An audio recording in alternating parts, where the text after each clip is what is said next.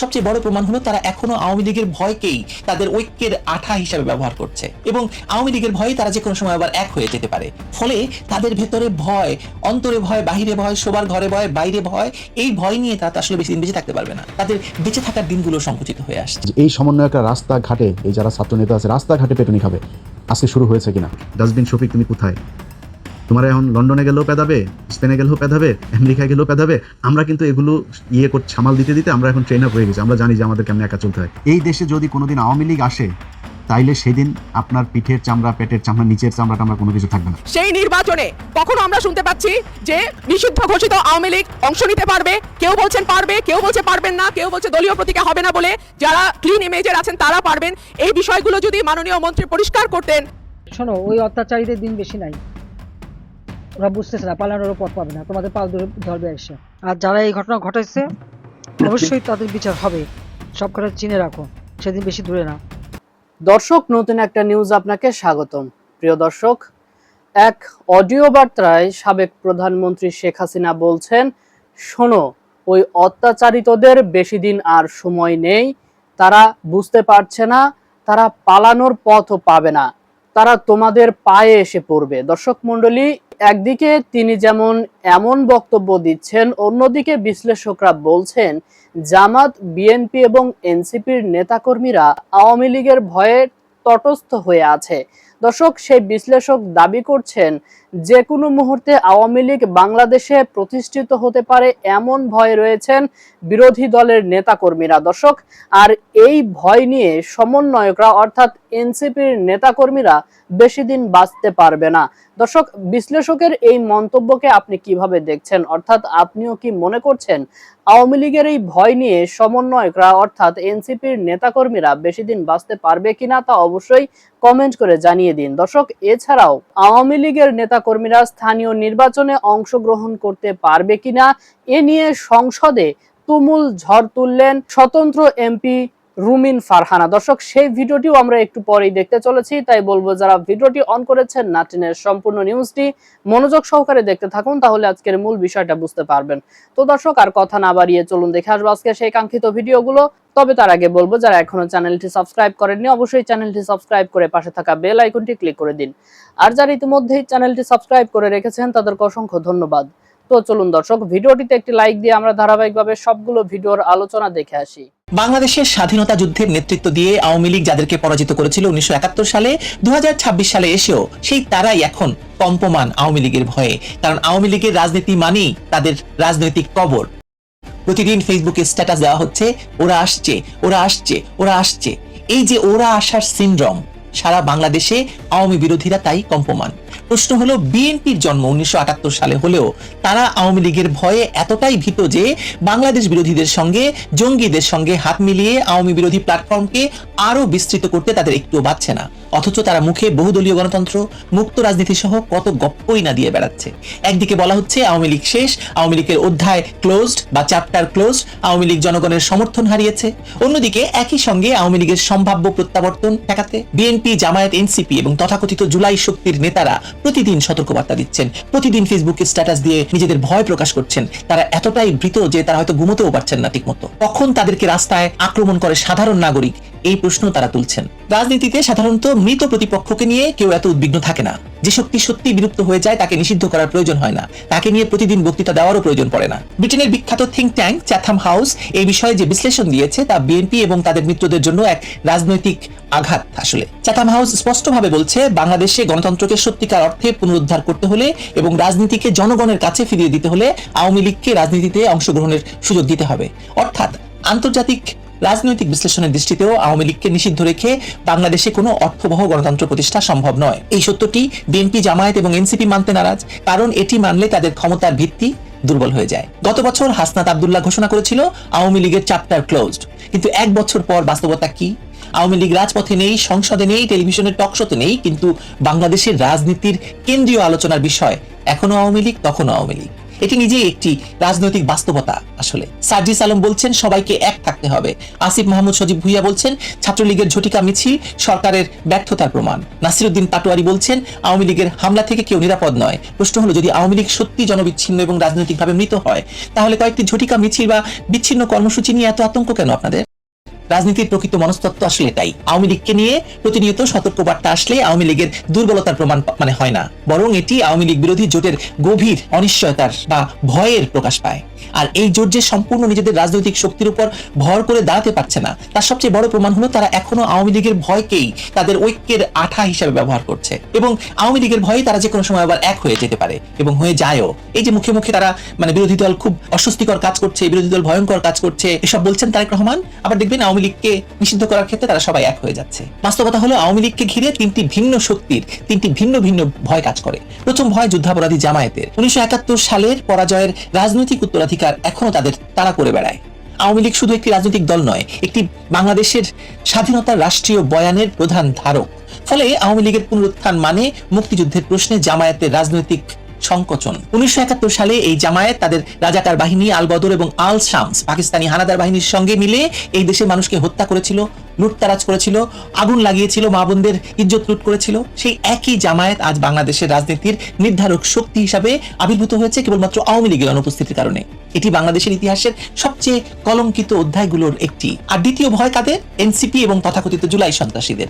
তারা তাদের রাজনীতির নৈতিক ভিত্তি দাঁড় করিয়েছিল আওয়ামী লীগ বিরোধিতার উপর। কিন্তু গত 2 বছর এই গোষ্ঠী বাংলাদেশে যে রাজনৈতিক সহিংসতা, ক্যাম্পাস সন্ত্রাস, গণপিটুনি এবং হত্যার সংস্কৃতি তৈরি করেছে, তার জবাব তো একদিন তাদেরকে দিতে হবে। আওয়ামী লীগ ফিরলে সেই জবাবদিহির মুহূর্তটি ঘনিয়ে আসবে। এই সত্যটি তারা অন্তরে অন্তরে জানে বলেই এই আতঙ্ক। আপনি তাদের ফেসবুক স্ট্যাটাস দেখলেই বুঝতে পারবেন তারা ফিরছে কখনো হামের বিশেষজ্ঞ হয়ে, কখনো ফুটবল বিশেষজ্ঞ হয়ে। এসব কথা যারা বলছে তারা তো গুপ্ত জামাত, তারা তো গুপ্ত সন্ত্রাসী, তথাকথিত জুলাই বিপ্লবী, আসলে তো সন্ত্রাসী। ফলে তাদের ভেতরে ভয়, অন্তরে ভয়, বাহিরে ভয়, শোবার ঘরে ভয়, বাইরে ভয়। এই ভয় নিয়ে তারা আসলে বেশি দিন বেঁচে থাকতে পারবে না। তাদের বেঁচে থাকার দিনগুলো সংকুচিত হয়ে আসছে। তৃতীয় এবং সবচেয়ে গুরুত্বপূর্ণ ভয় কাদের? বিএনপি। বিএনপি নিজেদের উদার গণতান্ত্রিক দল বলে দাবি করে, কিন্তু একটি বৃহৎ রাজনৈতিক দলকে সন্ত্রাস বিরোধী আইনে নিষিদ্ধ করে রাখা, নির্বাচনে অংশগ্রহণের সুযোগ না দেওয়া, এটি গণতন্ত্রের নিকৃষ্টতম বিরোধিতা, ফ্যাসিবাদ। কোটি কোটি আওয়ামী লীগ সমর্থকদের ভোটাধিকার হরণ করা হয়েছে, জেলের ভিতর তাদের হত্যা করা হচ্ছে। বাংলাদেশের রাজনীতিকে কার্যত একটি অপ্রতিযোগিতামূলক মাঠে পরিণত করা হয়েছে। এই অগণতান্ত্রিক ব্যবস্থার সবচেয়ে বড় সুবিধাভোগী হলো বিএনপি। 1978 সালেও তাই, এখনো তাই, এবং বিএনপি সেটা খুব ভালো করে জানে। বিএনপি এখন আদালতের ঘাড়ে বন্দুক রেখে গুলি করতে চাইছে। আজ আওয়ামী লীগ প্রশ্নে বিএনপি এই কাপুরুষতার পথ বেছে নিয়েছে। আওয়ামী লীগকে নিষিদ্ধ করার সিদ্ধান্ত রাজনৈতিক, কিন্তু সেই নিষেধাজ্ঞা তুলবে কি তুলবে না সেই দায় আদালতের উপর চাপিয়ে দেওয়া হচ্ছে। গণতান্ত্রিক রাজনীতিতে এর চেয়ে বড় প্রতারণা আর কিছু হতে পারে না। এ প্রসঙ্গে প্রধানমন্ত্রীর উপদেষ্টা ডক্টর জাহিদুর রহমানের বক্তব্য উল্লেখযোগ্য। তিনি বলেছেন, আন্তর্জাতিক অপরাধ ট্রাইব্যুনালে আওয়ামী লীগের বিচার শেষ না হওয়া পর্যন্ত দলের কার্যক্রমের উপর নিষেধাজ্ঞা বহাল থাকবে। অর্থাৎ সরকার রাজনৈতিক সিদ্ধান্তের আইনগত আবরণ তৈরি করছে, কিন্তু বাস্তবের ইতিহাস বলছে আদালত কখনো রাজনৈতিক বাস্তবতাকে পুরোপুরি প্রতিস্থাপন করতে পারে না। বাংলাদেশের মাটিতে কোটি কোটি মানুষের মধ্যে যে দলের শিকড় প্রথিত, সেই দলের ভবিষ্যৎ নির্ধারণ করবে কোনো ট্রাইব্যুনাল নাকি ইতিহাস নাকি জনগণ? আরো একটি অত্যন্ত গুরুত্বপূর্ণ বা তাৎপর্যপূর্ণ বিষয় এখানে যুক্ত। বিএনপি এবং যুদ্ধাপরাধী জামায়াতের মধ্যে প্রকাশ্য বাকযুদ্ধ যতই বাড়ুক না কেন, আওয়ামী লীগ প্রশ্নে তাদের অবস্থানের মধ্যে মৌলিক কোনো পার্থক্য নেই। মির্জা ফখরুল জামায়াতকে রাজনৈতিকভাবে নির্মূল করার কথা বলছেন, জামায়াত ও বিএনপিকে পাল্টা আক্রমণ করছে, কিন্তু আওয়ামী লীগকে রাজনীতির বাইরে রাখার প্রশ্নে এবং শেখ হাসিনাকে বিচারের মুখোমুখি করার প্রশ্নে উভয় পক্ষের অবস্থান প্রায় অভিন্ন। কারণ তারা সবাই জানে তাদের পারস্পরিক সংঘাত যদি নিয়ন্ত্রণের বাইরে চলে যায়, তাহলে রাজনৈতিক শূন্যতার সবচেয়ে বড় সুবিধাভোগী হবে আওয়ামী লীগ। এই বাস্তবতা আরো স্পষ্ট হয়েছে প্রবীণ আওয়ামী লীগ নেতা তোফায়েল আহমেদের জানাজা সহ কয়েকটি ঘটনায়। রাষ্ট্রীয় পৃষ্ঠপোষকতা, মিডিয়ার প্রচারণা কিংবা সাংগঠনিক কর্মসূচি ছাড়াই লক্ষাধিক মানুষের উপস্থিতি রাজনৈতিক মহলে নতুন করে আলোচনার সৃষ্টি করেছে। নিষিদ্ধ একটি দলের নেতার জানাজায় মানুষের এই স্বতঃস্ফূর্ত ঢল দেখিয়ে দিচ্ছে যে আওয়ামী লীগের সামাজিক এবং সাংগঠনিক ভিত্তি সম্পূর্ণ বিলীন হয়েছে। এই সিদ্ধান্তে পৌঁছানো কেবল ভুলই নয়, রাজনৈতিক অন্ধত্বের প্রমাণ। সবাই অন্ধ হয়ে ভাবছে যে প্রলয় বন্ধ হয়ে গেছে। প্রলয় তো বন্ধ হয়নি, প্রলয় চলছে। বাংলাদেশের রাজনৈতিক ইতিহাসও একই কথা বলে।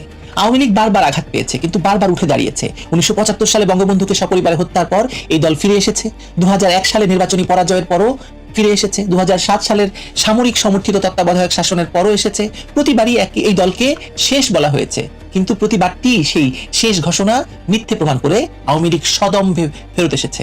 স্বাধীনতার 55 বছর পরও বাংলাদেশের রাজনীতিতে শেষ বিচারে সংসদ বা আদালত নিয়ন্ত্রণ করে না, নিয়ন্ত্রণ করে রাজপথ, প্রয়োজনে ক্যান্টনমেন্ট। কিন্তু পররাষ্ট্র উপদেষ্টা তৌহিদ হোসেন নিজেই বলেছেন যে ডিপ স্টেট কখনো স্রোতের বিপরীতে যায় না, আর স্রোত যদি আওয়ামী লীগের দিকে বাঁক নেয় তাহলে আজকের ক্ষমতার দম্ভ কোথায় গিয়ে ঠেকবে সেটা ভাববার সময় তো আছে আপনাদের। ভাবছেন বলে এসব পোজ দিচ্ছেন। রাজনীতিতে একটি পুরনো সত্য আছে, শক্তিশালী প্রতিপক্ষকে নিয়ে আলোচনা হয়, মৃত প্রতিপক্ষকে নিয়ে নয়। আর বাংলাদেশের রাজনীতিতে আজ যে দলটি নিষিদ্ধ কিন্তু প্রতিদিন যার নাম উচ্চারিত হচ্ছে সবচেয়ে বেশি, সেই বাস্তবতায় প্রমাণ করে যে আওয়ামী লীগকে হয়তো রাজপথ থেকে সাময়িকভাবে সরানো গেছে, কিন্তু বাংলাদেশের রাজনৈতিক সমীকরণ এবং ইতিহাস থেকে এই দলকে মুছে ফেলা সেটি কারো পক্ষে সম্ভব হয়নি, হবেও না। আজকে সবচেয়ে বড় প্রশ্ন আওয়ামী লীগ ফিরবে কি ফিরবে না সেটা নয়, প্রশ্ন হলো আওয়ামী লীগকে নিয়ে যারা প্রতিদিন ভয়ের বার্তা দিচ্ছে, সতর্ক বার্তা দিচ্ছে, তারা আসলে কাকে ভয় পাচ্ছে। যদি জনগণ আওয়ামী লীগকে সত্যি চিরতরে প্রত্যাখ্যান করে থাকে তাহলে ভয় পাওয়ার কিছু নেই। আর যদি আওয়ামী লীগকে নিষিদ্ধ রেখেও প্রতিদিন তার সম্ভাব্য প্রত্যাবর্তনের কথা বলতে হয় তাহলে বুঝতে হবে ভয়টা আওয়ামী লীগের রাজনৈতিক শক্তিকে ঘিরে, সেই জবাবদিহিতাকে ঘিরে, যা একদিন না একদিন আসবেই। চলে তো এসেছে, ঠেকান না পারলে ঠেকাতে তো পারবেন।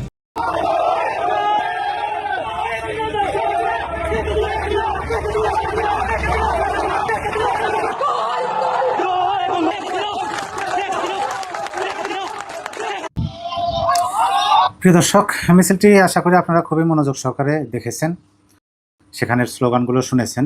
কিন্তু মিছিলের একটা গুরুত্বপূর্ণ অংশ সেটাও আপনারা খেয়াল করেছেন বলে আমি আশাবাদী। যখন মিছিলটি আসতেছে পুলিশের গাড়ি, মিছিলের লোক সংখ্যা দেখেই ওই পুলিশ সদস্য কিন্তু রাস্তার উপরে দাঁড়িয়েছিল। তিনি যেভাবে তাড়াহুড়ো করে সেই পুলিশের তাদের গাড়িতে উঠলেন, সে ওটা দেখে কিন্তু স্পষ্টভাবে বোঝা যায় তিনি রাস্তার উপর দাঁড়িয়েছিলেন। মিছিলের লোক সংখ্যা দেখেই হয়তো ঊর্ধ্বতন কর্মকর্তার সাথে কথাবার্তা হয়েছে যে মিছিল তো আসতেছে, কিন্তু এত লোক সংখ্যা, হাজার হাজার লোক সংখ্যা, তখন হয়তো বা তাদেরকে বলছে তোমরা ওখান থেকে দ্রুত সরে আসো। পরে মিছিলের এক সাইড দিয়ে তারা গাড়ি নিয়ে কিন্তু চলে গেলেন, এটা কিন্তু আমরা স্পষ্টভাবে দেখলাম, দেশবাসী দেখল। এই মিছিলটা হয়েছে সিলেট জেলা আওয়ামী লীগ, যুবলীগ ও ছাত্রলীগের তিনটা সংগঠন, যুবলীগ, আওয়ামী লীগ এবং ছাত্রলীগের সিলেট জেলার একটা বিক্ষোভ মিছিল। দাবি ওইটাই, আওয়ামী লীগ ও ছাত্রলীগের উপর নিষেধাজ্ঞা প্রত্যাহার এবং রাজবন্দী ও মুক্তি এবং সকল মিথ্যা মামলা প্রত্যাহার, দাবি ওইটাই। মানে এই দিয়ে দুইটা ঘটনা ঘটলো 2 দিন। এটা হচ্ছে সিলেটে, আরেকটি ঘটনা ঘটেছে সেটা হচ্ছে নোয়াখালীতে, যে পুলিশ সরে গেছে। আর ওটা আমরা শুনেছি, পত্রিকাতে পড়েছি, কিন্তু সিলেটের এটা আমরা ভিডিও ফুটেজে দেখলাম। এখন এই মিছিলের সাথে আমি ওই ডারবিন নাশিরের নাম কেন জড়িয়ে দিলাম, এটা কিন্তু অবশ্যই এটার একটা তাৎপর্য আছে। কেন জড়িয়ে দিলাম সেটা আপনাদেরকে বলি। তাদের প্রকৃতপক্ষে কলিজা সুখী হয়ে আসতেছে, তারা আবার সেই পুরনো ভয় দেখিয়ে সবাইকে একত্রিত করে রাজপথে নামার একটা প্ল্যান প্রোগ্রাম হয়তো করতেছে, কিন্তু জানি না কতটুকু সফল তারা হবেন। তবে আপনাদেরকে বলে দিই, যেমন ধরুন লন্ডনে তাদের নেতা গেছেন, সেখানে আওয়ামী লীগের, ছাত্রলীগের, যুবলীগের লন্ডন শাখার যে নেতাকর্মীরা আছে তারা যেভাবে ডিম থেরাপি, দৌড়ানি, খেলানি দিচ্ছেন, সেটার পরিপ্রেক্ষিতে এই নাসিরউদ্দিন পাটোয়ারি তার যে একটা ফেসবুক পেজ অলে যে একটা পোস্ট দিয়েছেন, সেই লেখাগুলো পড়ার পরে আমার কাছে ওই যেটা আপনাদেরকে বললাম যে কলিজা শুকিয়ে ওঠা একটা বিষয় আছে না, যে গলা সব কিছু শুকিয়ে ওঠা, একদম এরকম চাপা কান্না, এরকম একটা বিষয়।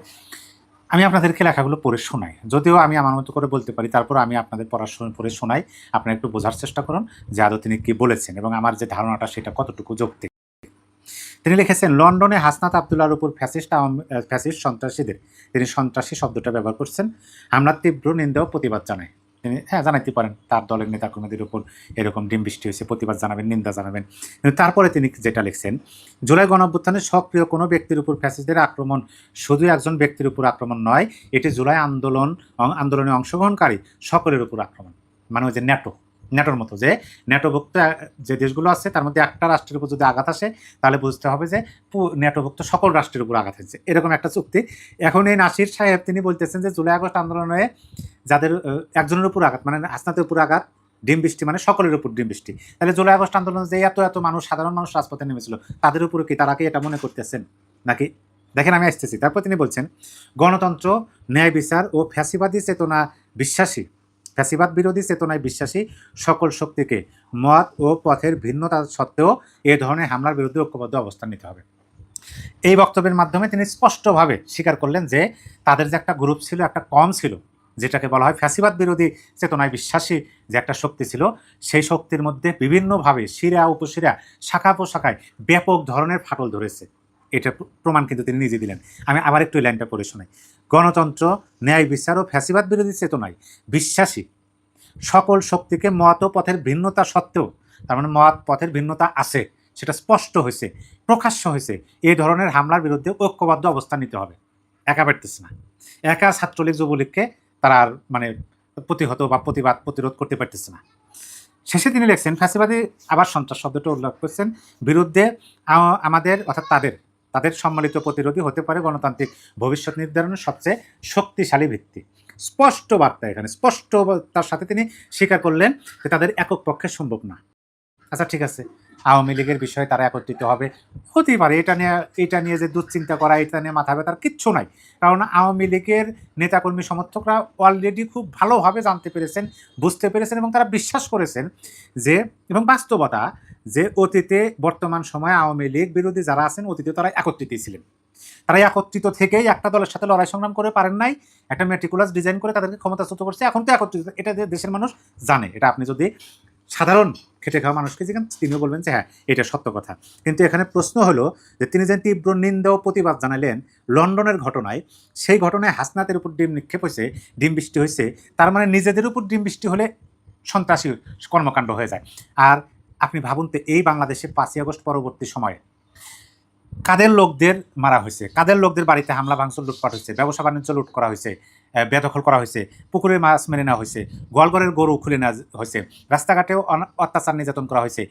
কাদের, কোন অংশকে? আওয়ামী লীগ, যুবলীগ, ছাত্রলীগ, স্বেচ্ছাসেবক লীগ এবং মুক্তিযুদ্ধ।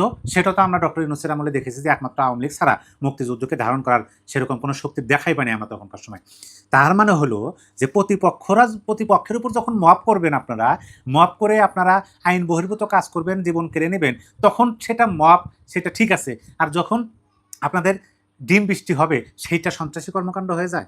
এই যে দ্বিচারিতা, এই যে আপনার কি বলে যে নিজের আচরণের বিরুদ্ধে বক্তব্য দেওয়া, এটা তো দেশের মানুষ খুব ভালোভাবে বুঝতেছেন। এখন আপনি মিলান সিলেটে আওয়ামী লীগ না, সিলেটের লীগের মিছিলের লোক সংখ্যা দেখে, আমি পালালো শব্দটা যদিও থাম্বনেইলে ব্যবহার করছি, কিন্তু বলা উচিত হবে না, কারণ ওই পুলিশ সদস্যরা হচ্ছেন হুকুমের গোলাম। তারা হুকুম পেয়েছেন, হয়তো বা তাদের কাছে সেরকম কোনো ছিল, সেরকম কোনো কি বলে যে রিপোর্ট ছিল যেখানে মিছিল হতে পারে, সেই রিপোর্ট অনুযায়ী আসছে। হয়তো তাদের আশা ছিল যে হয়তো 10, 15, 20, 100, 150 হতে পারে, কিন্তু সেখানে এসে যখন দেখছে যে হাজার হাজার লোক, তখন তারা সরে যেতে বাধ্য। এটা বাস্তবতা। তারা কেন জীবনের ঝুঁকি নেবে? তাদের প্রাণ গেলে কি বিচার পান? তারা বিচার পান না। একদিকে লীগের মিছিলের লোক সংখ্যা দেখে সরে যাচ্ছে পুলিশ, অপরদিকে তাদের উপর ডিম বৃষ্টি, কেলানি, দৌড়ানি দেখে একেবারে কি বলে যে ভেতরে সবকিছু সুখে ওঠার উপক্রম। যে এই স্থানীয় সরকার নির্বাচন কবে হবে, সেই নির্বাচনে কখনো আমরা শুনতে পাচ্ছি যে নিষিদ্ধ ঘোষিত আওয়ামী লীগ অংশ নিতে পারবে, কেউ বলছেন পারবে, কেউ বলছে পারবেন না, কেউ বলছে দলীয় প্রতীকে হবে না বলে যারা ক্লিন ইমেজের আছেন তারা পারবেন। এই বিষয়গুলো যদি মাননীয় মন্ত্রী পরিষ্কার করতেন, আমার মনে হয় এখানে আমরা যারা সংসদ সদস্য আছি, রাজনীতির সঙ্গে যুক্ত, আমাদের যেমন বুঝতে সুবিধা হতো, একইভাবে স্থানীয় প্রশাসনে যারা রাজনীতি করেন, স্থানীয় পর্যায়ে যারা রাজনীতি করেন, তাদের জন্য বুঝতে সুবিধা হতো। ধন্যবাদ মাননীয় স্পিকার। ধন্যবাদ মাননীয় সদস্য।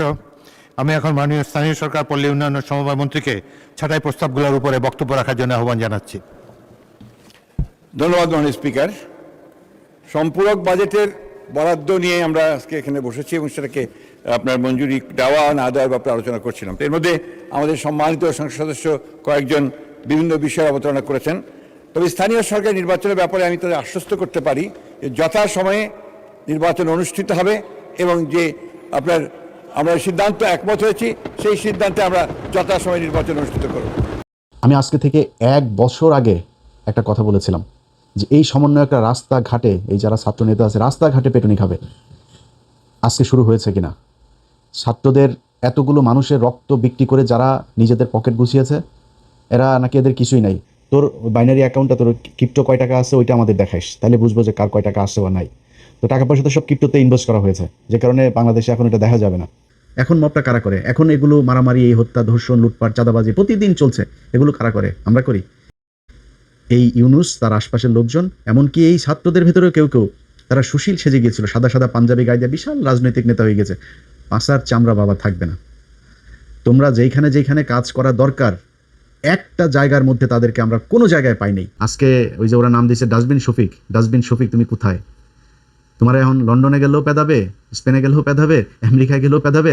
আমরা কিন্তু এগুলো সামাল দিতে আমরা এখন ট্রেন আপ হয়ে গেছি। আমরা জানি যে আমাদের কেমন একা চলতে হয়। আমাদের আল্লাহর রহমতে আমরা ওইভাবে চলি। তোমাদের রাস্তাঘাটে যেখানে সবার সাথে তোমাদের মানে যাদের রেখে আসছো তারাও তোমারে বাঁচাবে না, আবার যাদেরকে নিয়ে তাড়াইছো তারাও কিন্তু তোমারে মানে যেখানে পাবে সেখানে মোটামুটি আপ্যায়ন করার জন্য প্রস্তুত আছে। তারা আমাদেরকে বলছিল মব আমরা কি করতে চাইছিলাম এই বাংলাদেশে। আপনারা 1.5 বছর একটা সরকার পরিচালনা করলেন, যেই জুলাই আপনাদেরকে ক্ষমতায় বসালো ডক্টর ইউনূস, তুমি জীবনে মেম্বারও হইতে পারবে না বাংলাদেশে, নির্বাচন করে আপনি মেম্বার হইতে পারবেন না। আপনার আমি চ্যালেঞ্জ করলাম, আপনাকে বাংলাদেশের সর্বোচ্চ চেয়ারে বসানো হয়েছিল এই জুলাইয়ের রক্তের বিনিময়ে। সেই জুলাইয়ের আপনি একটা জাদুঘর, আরে ভাই যা পেয়েছেন ওইটা নিয়ে আপনি বসায় দেন। জাদুঘরটা আপনি উদ্বোধন করে আসতে পারেন নাই, সময় নাই আপনার। গ্রামীণ বিশ্ববিদ্যালয়, গ্রামীণ এই গ্রামীণ ওই সব কিছু সময় ছিল, শুধু জুলাইয়ের এই জাদুঘরটা আপনি উদ্বোধন করতে পারেন নাই। জুলাইয়ের সনদ নিয়ে ওনাদের এখন কত মাথা ব্যথা, বিএনপি সনদ চায় না, বিএনপি করে না, এনসিপি নির্বাচনের পরে এসে তারপরে সনদের মধ্যে আপনার স্বাক্ষর করে, এই স্বাক্ষর করার সময় নেই, তাদের সময় নেই ভাই। যেইখানে আনতে হবে টাকা ওইখান থেকে টাকা আনতে হবে, এখানে ধান্দাবাজির কোনো মানে এর কোনো মানে সীমানা নাই। এইভাবে তারা লুটপাট ধান্দাবাজি করেছে। আজকে তাদের লোকজন এইভাবে যায় তারপরে বিভিন্ন জায়গায় মার খায়। তারা মনে করছে যে এইভাবে বোধহয় অন্য মানুষ মার খেলে আমাদের সমস্যা কি, আমরা এমপি টেমপি আসছি, আমরা তো সাদা পাঞ্জাবি পরে এখন সুশীল হয়ে গিয়েছি। এইটার সব শেষ পরিণতির জন্য প্রস্তুত থাকেন। কারণ আপনি মনে করেন না যে আজকে তার ওই আপনার মাহাদির উপরে হামলা হয়েছে বলে আপনি নিরাপদ, এটা মনে করার কোনো কারণে। আপনি যতই আওয়ামী লীগের লোকজনকে নিয়ে আপনি করেন, আওয়ামী লীগের লোকজনের টাকা পয়সা নিয়ে আপনি চলেন, আওয়ামী লীগের লোকজনের আপন মনে করেন, এই দেশে যদি কোনোদিন আওয়ামী লীগ আসে তাইলে সেদিন আপনার পিঠের চামড়া, পেটের চামড়া, নিচের চামড়াটা আমরা কোনো কিছু থাকবে না, একদম ঝুলাই ফেলবে আওয়ামী লীগ বাংলাদেশে ঢুকে। দর্শক, আমি আশা করছি সবগুলো ভিডিওই আপনি মনোযোগ সহকারে দেখেছেন। সেই সাথে দর্শক, এই ভিডিওগুলো সম্পর্কিত যদি কোনো তথ্য বা মতামত থাকে তাহলে তো অবশ্যই কমেন্ট করে জানিয়ে দিন। এতক্ষণ সাথে থাকার জন্য ধন্যবাদ। নিউজটি শেষ করছি এখানেই, ফিরছে আগামী ভিডিওতে নতুন কোনো টপিক নিয়ে। আল্লাহ হাফেজ।